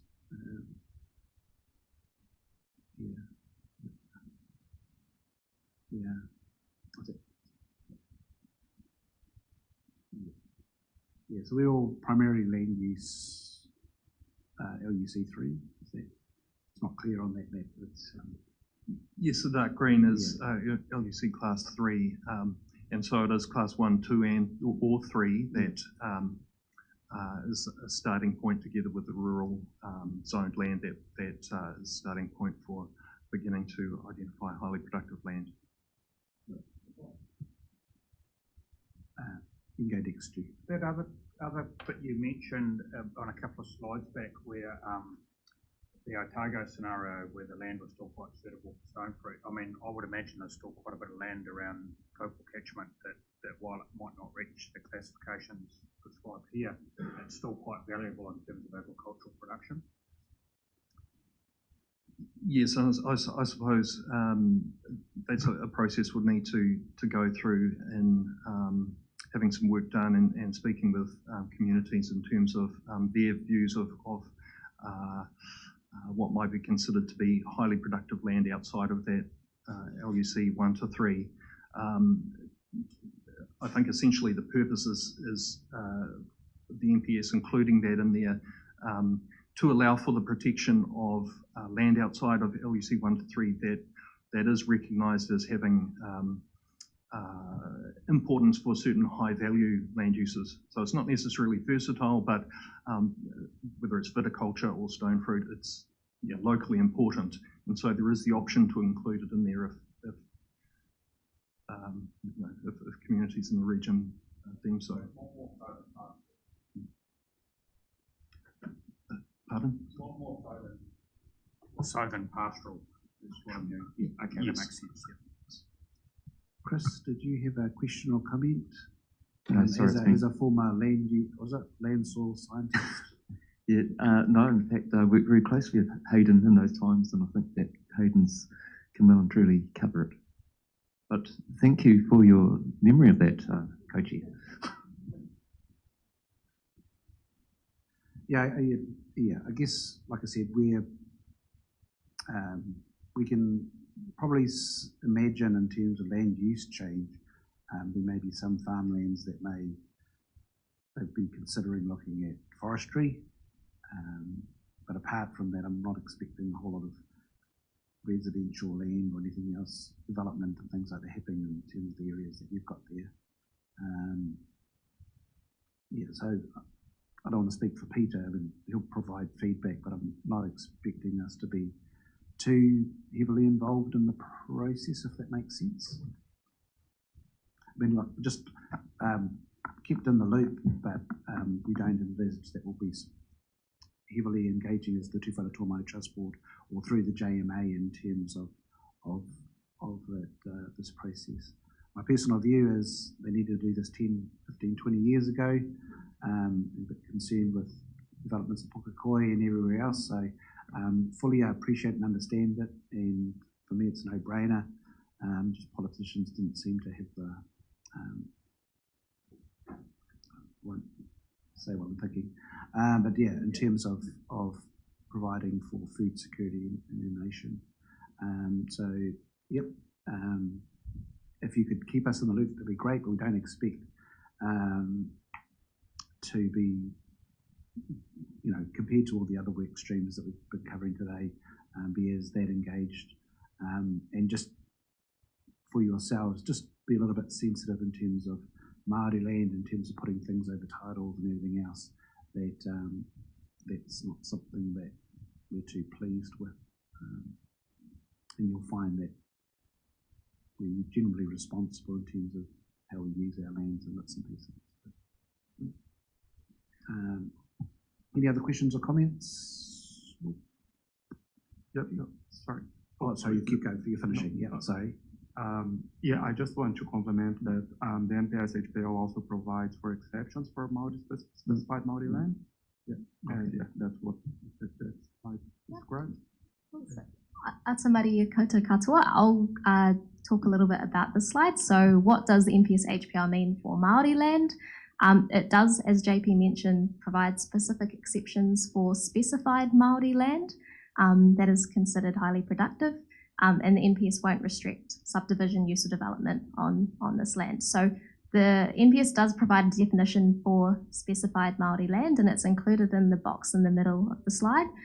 So you can see that Māori customary land, Māori freehold land, as defined in Te Ture Whenua Māori Act, is included in that definition, as well as land subject to the Māori Reserve Land Act, so Māori reservation land, land considered a legal entity or person, the maunga listed in Ngā Mana Whenua or Tāmaki Makaurau Collective Redress Act, and land held on behalf of iwi and hapu that is held with the intention of returning the whenua back to those who hold mana whenua. So that's the definition that's provided in the NPS. We've just taken it straight from there into the slide.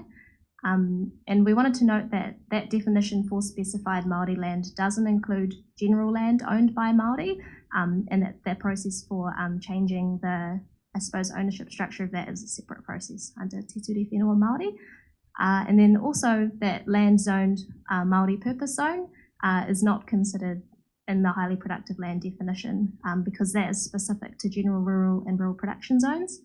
So therefore the provisions of the NPS don't apply to that land as well. Yeah, so I also wanted to touch sort of on the process and I guess what our initial thinking is for responding to this national direction for the Waikato Regional Council. And yeah, just do a bit of a kōrero around what we're thinking so far. So one of the things that we're working on is a project management plan, and that's currently in development and outlines sort of the approach for the RPS change or the change the regional policy statement to give effect to this. We're also working on a communication and engagement strategy, as JP mentioned. We are looking to establish a working group with the territorial authorities in the Waikato region. The national policy statement provides quite clear direction that we need to collaborate with TAs when we're developing the HPL map. So we think a forum of some sort would be a good platform for that, and we're looking to establish that. And then also we're looking at establishing a regional network with all of the other regional councils across the country. That's not a mandatory requirement, but it's something that we think will be a useful tool for us to just ask questions and talk to each other about how it's being approached in other regions. So that there's a bit more consistency perhaps and we can learn from other regions as well. Yeah, thanks. Yes, so just to wrap it up, so this is very, very early stages. We're taking this to council actually on the 1st of March for the first time. And yeah, so that's how we wish to start this process. So what I'm hearing from, so you would be happy for us just to keep you regularly updated. So we'll just, after this meeting, we'll just send like a formal notification of that we are aiming to start this process, and we'll go from there. Thank you so much. Kia ora. So only a couple of comments here. So for us, it might be when you get to the stage where you've got the list of the lands that are in our catchment area, that might be useful for our team just to get a feel for that. The second one too, just noting that there's a conflict between this and say our variation 5. We're quite keen on moving, we have been historically keen on moving land away from farming, moving more towards forestry to protect the Lake Taupo from the nitrates and everything else. So just, I'm not too sure how you consider that in terms of this work, but it is a bit ironic. Yeah. Luckily, we've got horrible pumice land in our areas. Yes, I can answer that. So forestry is included within the definition of productive land use in terms of the NPS, and so it's just looking to protect highly productive land for that full range of productive land uses, including forestry.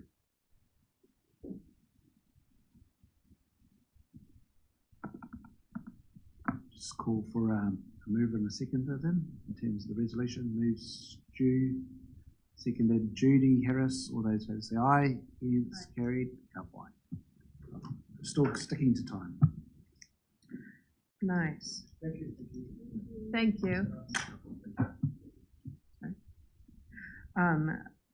Yeah, we might want to drag it out because we've heard that lunch is not coming until 1 and they can't bring it any sooner. So,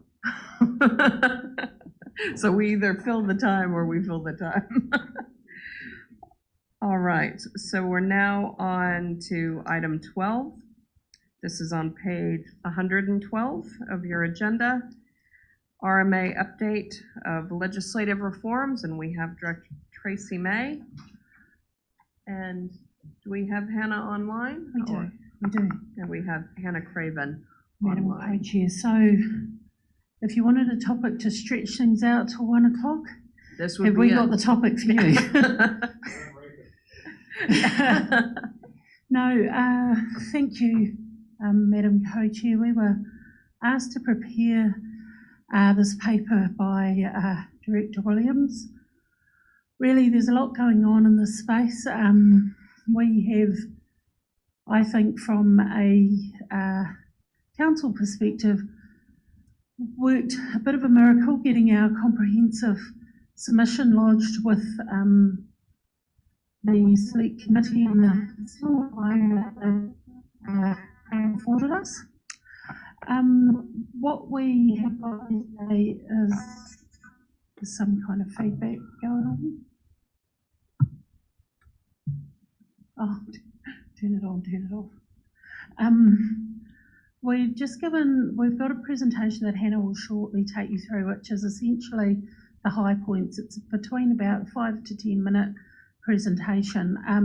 We're more than happy to share with Tūwharetoa Māori Trust Board our presentations that we've given our council. We've already shared with each of our territorial authorities, our iwi partners and Waikato River Authority, our submission that we lodged.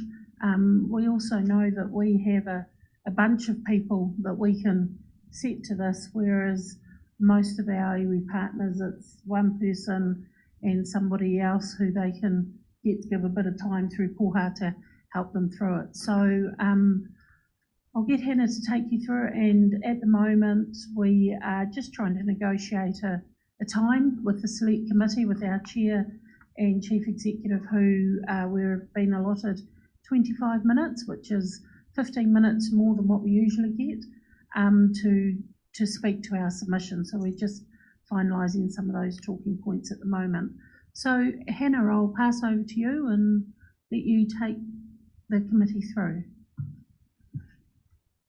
Kia ora tātou. Can I get confirmation you can hear me all right? We can. Perfect, thank you. Kia ora tātou, ko Hannah Craven tōku ingoa, I tipu ake o ki Kemereti, kei Tamaki Makaurau hau e noho ana, he kaiwhakahaere kaupapa here o I te konihera o Rahui o Waikato. Nō reira, tēnā koutou katoa.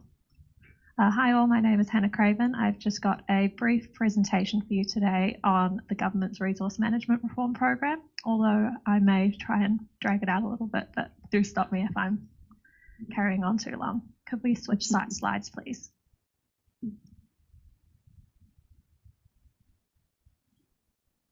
So this is the most substantial reform of the resource management system in the past 3 decades. The Resource Management Act has governed a lot of what WRC does, and it's proposed to be repealed completely and replaced with 3 new acts, 2 of which were released in late November last year for submissions.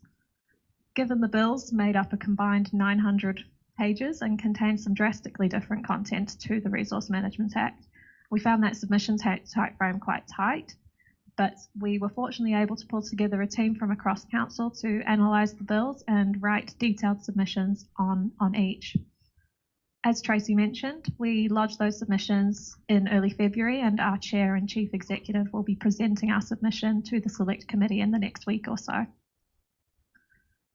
We understand government's intention is to pass these bills before election this year, so that will be around August, we believe.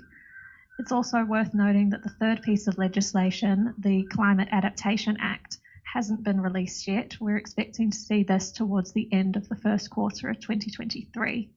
Slide, please. So just a little background on why government decided to reform resource management legislation.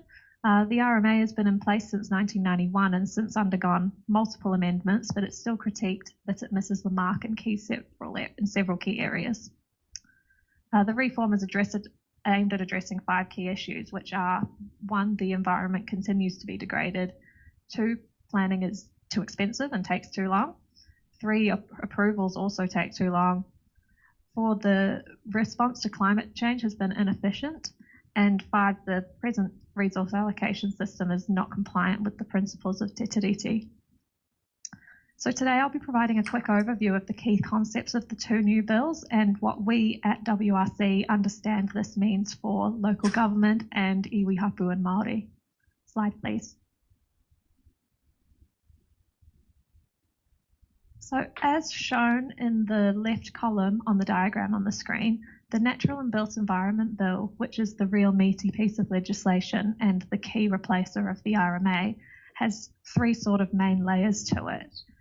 The bill itself sets up the purpose and outcomes of the new system and the decision-making principles those acting under the bill must follow. The second layer is the National Planning Framework, which will contain national level direction on key resource management matters, including freshwater, biodiversity, infrastructure, etc. Government hasn't yet released the first version of the National Planning Framework, but we know that it will essentially look like a combined version of all existing national direction. So that's the national policy statements and national environmental standards, as well as some new content for matters like infrastructure, cultural heritage and climate change. The National Planning Framework will also be responsible for setting limits and targets for resources at a national level and providing direction on how to resolve conflicts between environmental outcomes. The next layer down is the Natural and Built Environment Plans, which are combined plans, 1 per region, to replace existing district plans, regional coastal plans, and regional policy statements. And then below that, there will still be resource consents, although the form and processes for these has also changed a bit. Then to the right, we have the Spatial Planning Bill, which is a much smaller piece of legislation, but with completely new content. Its main purpose is to set up the process for preparing regional spatial strategies, which will sit alongside the Natural and Built Environment Plan to set out the vision, objectives, strategic direction and priority actions for each region over a 30-year time period. We're almost envisaging these strategies would look like a bit like a regional policy statement, but with an added spatial element. And then underneath these are implementation plans and agreements to implement the strategies. Next slide, please.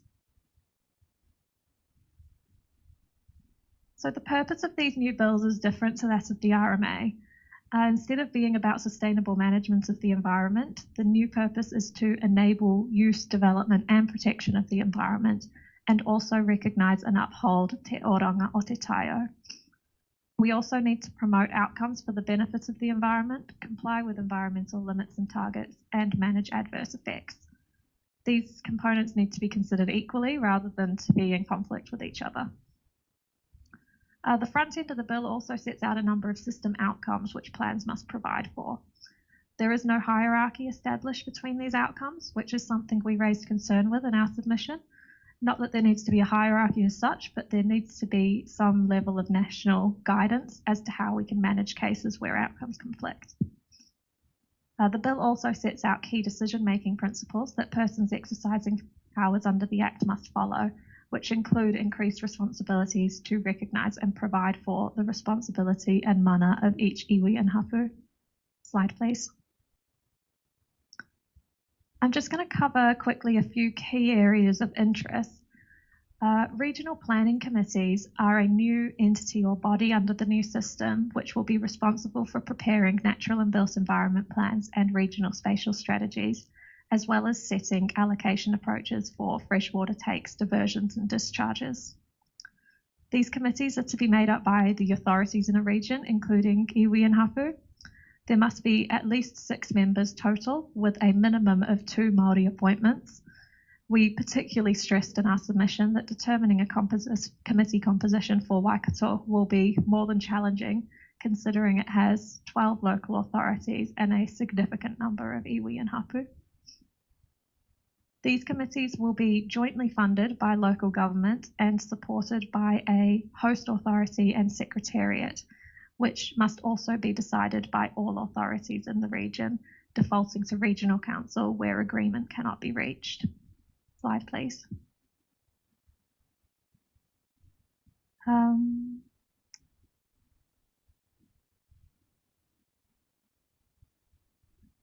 Specific to Māori, there are some key changes in the bills, particularly te tiriti must be given effect to, where the RMA said that the treaty must be taken account of. Te ture whaimana is specifically referenced and must also be given effect to. There is to be a new national Māori entity responsible for ensuring the above. Planning committees must also initiate engagement agreements with Māori groups in its region. Particular regard is to be given to iwi management plans and matauranga Māori, and mana responsibility, kawa and tikanga are to be recognised and provided for. Slide, please. So this slide summarises the new entities and processes particularly relevant for Māori. Those I haven't already mentioned include the Limits and Targets Review Panel.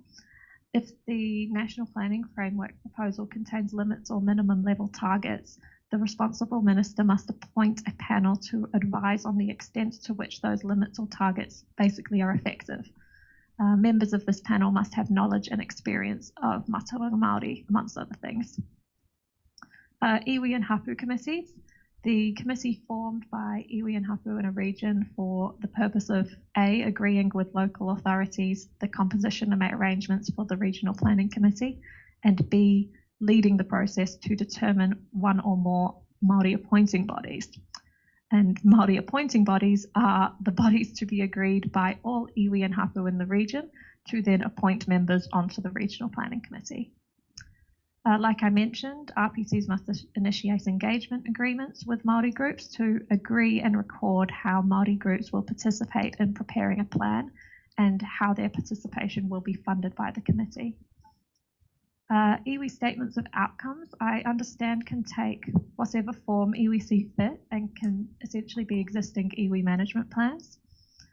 And lastly, an iwi or hapu may provide a statement on te oranga or te taio to the Regional Planning Committee at any time. Slide, please.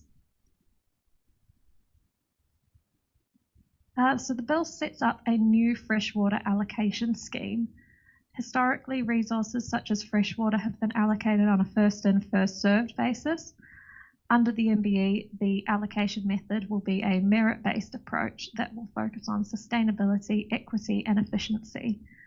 These parts of the legislation require additional thinking to ensure that these three principles are well understood. I'll go for the last slide, please. Oh, that's a bit blurry, sorry. But lastly, we've got 10 years until the RMA is supposed to be fully phased out, and even this we think is an optimistic time frame.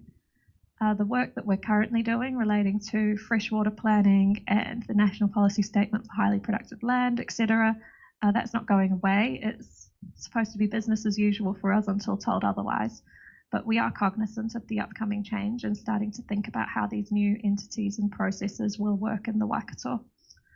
And obviously things may keep evolving through the select committee process, so we're keen to keep an open channel of communication about this stuff and hear your perspectives on it all. I think that's me. Thanks everyone for your time. Kia ora. All right, any questions, comments?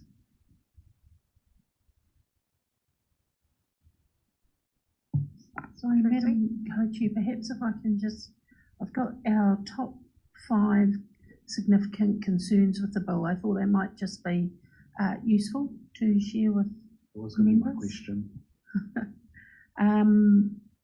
Really, we've led off with it's been very difficult for us to make informed comments on the proposals when so much of the information is missing or still in development. So, as we've said before, we're kind of building the plane as it's been flown, so it's very difficult to see all the pieces together. Obviously, we've had a very short time frame to consider the bill, and we know there will be things we've missed. We don't consider, as Hannah said, there were criticisms of the RMA, everything takes too long, everybody gets to have a say. From our perspective, we see the additional processes that have been built into the system actually won't make it simpler. It's going to be really difficult to determine whether this is better when it's going to take a minimum of 15 years to implement, and everybody will be getting hoha along the way. So it's just going to be a constant process of review, as well as trying to get on and do our day jobs. We also believe that it's very cumbersome, very complex. There are some matters that will require clarification, and that has been one of the key tenets of our submission, is clarify as much as possible. Otherwise, the people who will have the most success will be the lawyers defining new case law, particularly words, expressions of Māori.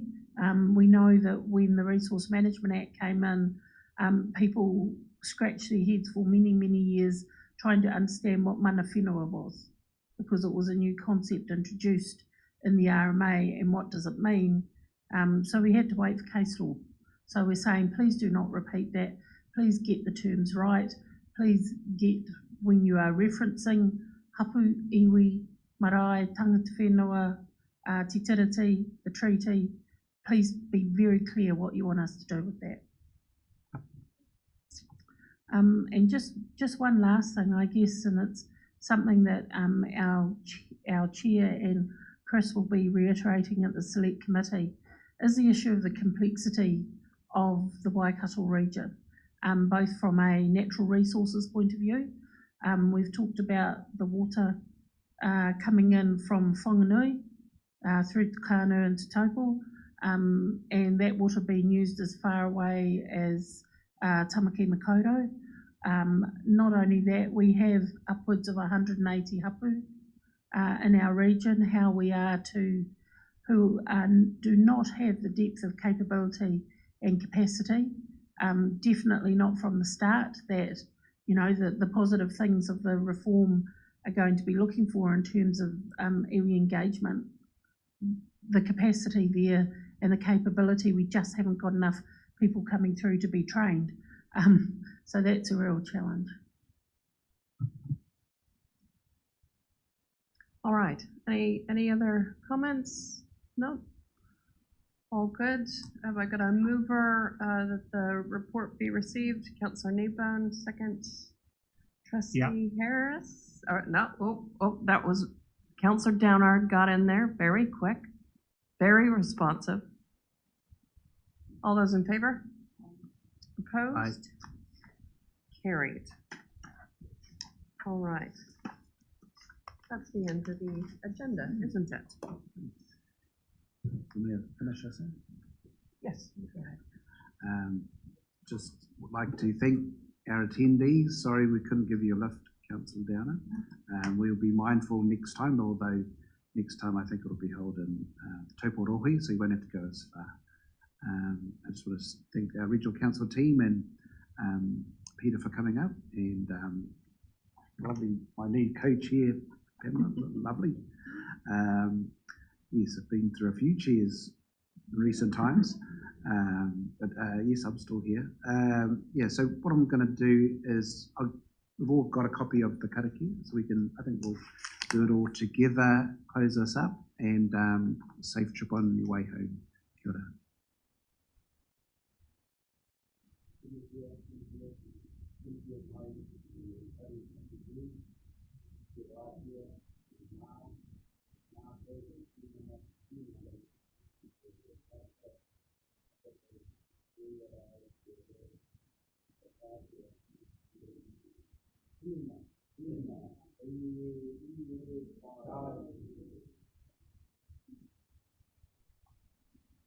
You have another copy?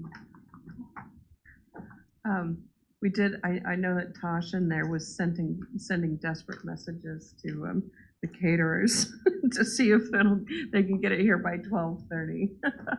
We can see some.